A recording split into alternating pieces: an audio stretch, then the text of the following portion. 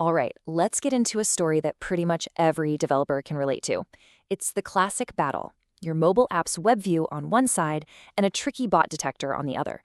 This is a story about frustration, a really smart insight, and a lesson that honestly every coder needs to hear.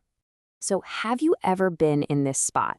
You build something, it works perfectly in Chrome, Safari, you name it, but the moment you try to load it inside your app, bam, you hit this invisible wall that just says access denied.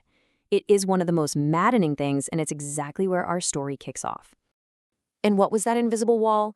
Well, in this case, it was Cloudflare Turnstile. Now, Turnstile is supposed to be the good guy here, right? It's the modern, slick replacement for those super annoying click all the bicycles puzzles. It's designed to tell if you're human without the headache. But for our developer, it was acting more like a club bouncer who just would not let his app on the list. Okay, so let's set the scene for this little developer detective story. We're calling this part the invisible wall, because that is exactly what our dev, a guy named Ethan, was slamming his head against.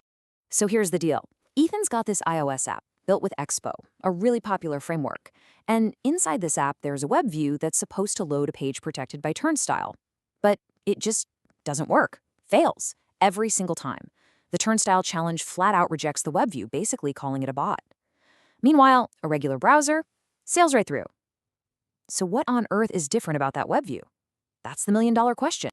Now, after hitting this wall over and over, Ethan's next move is, well, it's not what you'd probably expect.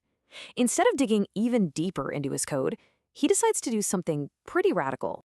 And really, this is the key question he asked himself. What if the bug isn't just one bad line of code you can find? What if it's tangled up in the complexity of the whole project? So instead of trying to find that one needle in the haystack, Ethan decided, you know what? I'm just going to get rid of the whole haystack. And this wasn't just him rage quitting his code. It was actually a really smart, methodical plan. First, he tossed the original code. This meant no hidden assumptions, no weird legacy stuff. Then he spun up a brand new, totally clean Expo app. From there, he added only the bare essentials, just one web view pointing to that one Turnstile page. He basically built the perfect, clean laboratory to find the real culprit. So this clean slate strategy, this methodical approach, it brings us right to the breakthrough moment. This is where all that careful work finally pays off. And there it is, success. In the brand new, super simple application, the web view passes the Turnstile challenge, no problem. I mean, what a huge moment. This proved the problem wasn't with Expo or web views in general. Nope. It was something specific, something hiding in his original, much bigger app. He now had a working example to compare against. But here's the part that makes this story even cooler. Ethan didn't just fix his app and call it a day. He took that minimal, working code and put it up on GitHub for everybody. He created a public repo that's basically a blueprint for any other developer who runs into the same invisible wall. It's just a fantastic example of turning a personal headache into a solution for the whole community. Now, you might be wondering how he built that clean test app so fast. Well, it turns out that during this whole debugging adventure, Ethan was also playing around with some AI coding assistants. And, he learned a few interesting things there too. His experience kind of showed that not all AI helpers are the same, or at least they're not all right for the same job. When he tried using VS Code Copilot to build that simple test case, it just made some weird choices. It defaulted to JavaScript when he wanted TypeScript, and it even generated a bunch of native code files that were completely useless for a simple Expo project. On the other hand, tools like Codex and Cursor, they were a much better fit for what he was doing. And here it is, straight from the man himself.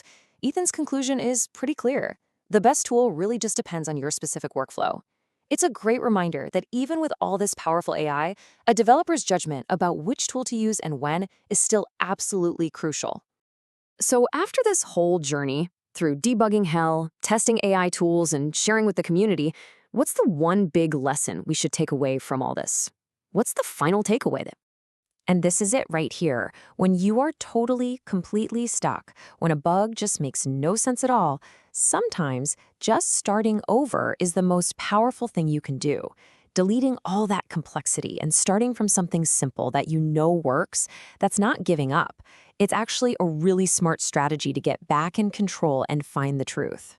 So that leaves us with a question for you to think about.